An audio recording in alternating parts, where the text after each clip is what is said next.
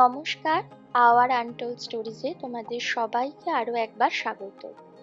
তোমাদের ভিডিওর শুরুতেই অনেক ধন্যবাদ জানাই। লাস্ট ভিডিওতে আমরা 500 সাবস্ক্রাইবার ক্রস করে গেছি। আজ যে রেসিপিটা শেখাবো সেটা হলো ধনেপাতা তিলের রুই ভুনা। সম্পূর্ণ নতুন স্বাদের একটা রেসিপি এটা। চলো শুরু করি। দেখে নেওয়া যাক এটা বানাতে আমাদের কি কি উপকরণ প্রয়োজন। প্রথমেই লাগছে রুই মাছ, আমি 6 পিস নিয়েছি। হলুদ, নুন আর লেবু দিয়ে ম্যারিনেট করে রেখেছি। নেক্সট লাগছে কাঁচা লঙ্কা, তেজপাতা, চিনি, সর্ষের তেল, ধনেপাতা, কাঁচা লঙ্কা বাটা, কুচনো টমেটো, আদা রসুন বাটা, নুন, আর এটা হচ্ছে কালো জিরে আর সাদা তিলকে শুকনো খোলায় বেটে পেস্ট করে রেখেছি। চলো শুরু করি। প্রথমে কড়াইতে তেল গরম করে নিয়েছি বেশ কিছুটা। আমি এবারে মাছটা ভেজে নেব। এক এক করে তেলের মধ্যে আমি মাছগুলো ছেড়ে দিচ্ছি।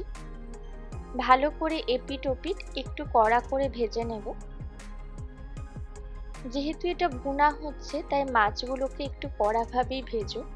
একদম এপিট ওপিট করে তুলে নিও না, একটু লালচে করে নিও। মাছগুলো ভালোভাবে হয়ে যাচ্ছে, দেখতেই পাচ্ছ এক পিঠ হয়ে গেছে ভাজা, তাই আমি অন্য পিঠগুলো আরেকবার ভাজা করে নিলাম। আমাদের মাছ ভাজা মোটামুটি কমপ্লিট। এরপর মাছগুলোকেও তুলে নিয়ে কড়াইয়ের মধ্যে আবারও আমি সর্ষের তেল অ্যাড করেছি। সর্ষের তেলটা গরম হয়ে এসছে। এর মধ্যে আমি অ্যাড করছি তেজপাতা, মাঝখান থেকে চিড়ে রাখা কাঁচা লঙ্কাগুলোকে দিয়ে দিলাম। এরপর লঙ্কাগুলো অল্প একটু ভাজা ভাজা হয়ে এলে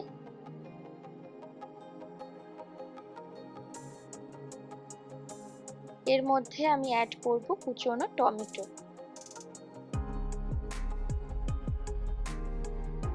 টমেটোগুলো দেওয়ার পরে ভালো করে তেলের মধ্যে টমেটোগুলোকে ফ্রাই করে নেব।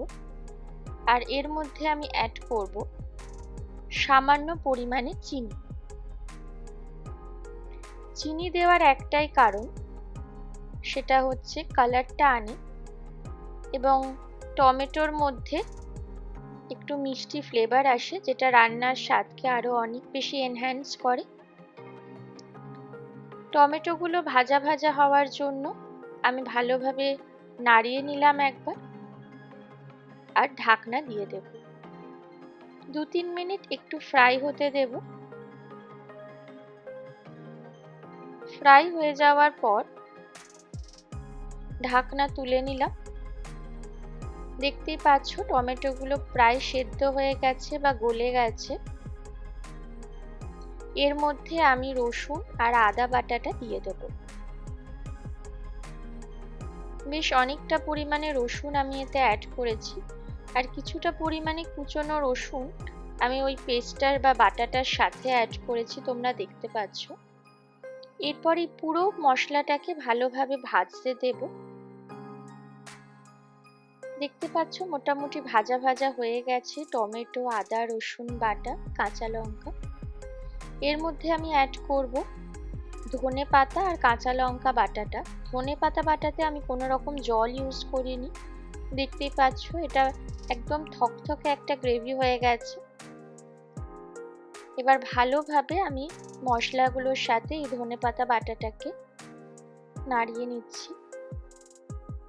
খুব সহজ পদ্ধতিতে একটু অন্যরকম স্বাদের এই মাছের রেসিপিটা তোমরা বাড়িতে বানিয়ে দেখো। গরম ভাতের সাথে খেতে খুব সুন্দর লাগে। এবং বানিয়ে কেমন লাগলো সেটা অবশ্যই কমেন্ট বক্সে জানিও কিন্তু আমাদের। তোমাদের কমেন্ট আমাদের অনেক বেশি ইন্সপায়ার করে, ভালো লাগে। মোটামুটি মশলাগুলো দেখতেই পাচ্ছ ভাজা ভাজা হয়ে গেছে, তেলও অল্প একটু ছেড়ে দিয়েছে।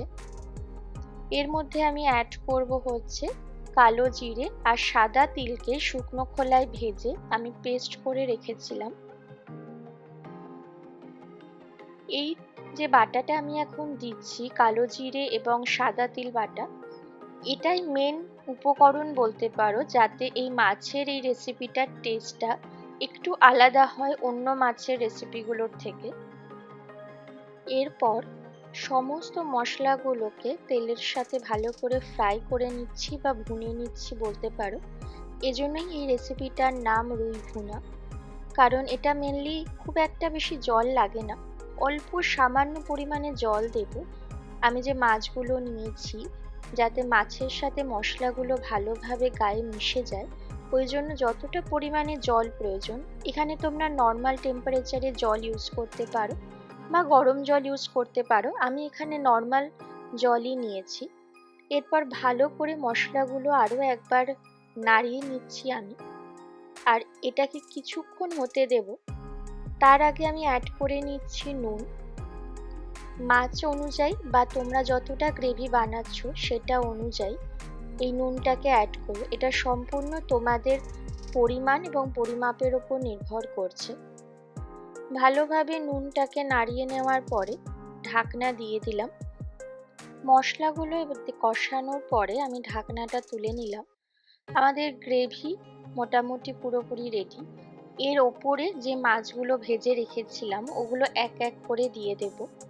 গ্রেভিটা খুব একটা বেশি হবে না, এটা ঘন গ্রেভি হবে। যেহেতু ভুনা, তাই মাছগুলোর সাথে এই গ্রেভিগুলো বলতে পারো মিশে থাকবে গায়ে। গরম ভাতের সাথে মাছ এবং এই গ্রেভিগুলো একসাথে মেখে খেতে একটা অসাধারণ টেস্ট আসে। কখনো বাড়িতে বানিয়ে দেখো, খুব ভালো লাগে খেতে। একে একে মাছের এক পিঠ হয়ে গেছে, অন্য আরেক পিঠ উল্টে দিলাম আর কিছুক্ষণ ঢাকনা দিয়ে রেখে দিলাম। দেখতেই পাচ্ছ তৈরি হয়ে গেছে আমাদের ধনেপাতা সাদা তেলের রুই ভুনা। অসাধারণ সুন্দর একটা রেসিপি, বাড়িতে বানিয়ে খেও। হয়ে যাওয়ার পরে দেখতে পাচ্ছ এর মধ্যে আমি দিয়ে দিচ্ছি রোস্টেড সাদা তিল। এটা বলতে পারো জাস্ট ফর গার্নিশিং বা টেস্টের জন্য। অসাধারণ এই রেসিপিটা বাড়িতে বানিয়ে খেও আর কমেন্ট বক্সে জানিও তোমাদের কেমন লাগছে। তাহলে আমাদেরও অনেক ভালো লাগে। নতুন নতুন রেসিপি ভিডিও নিয়ে বা ট্রাভেল ব্লগ নিয়ে খুব তাড়াতাড়ি আমরা আবার চলে আসব। ততক্ষণের জন্য আমাদের পাশে থেকো, তোমরা নিজেরা ভালো থেকো, আর please like, share and subscribe করতে একদম ভুলো না।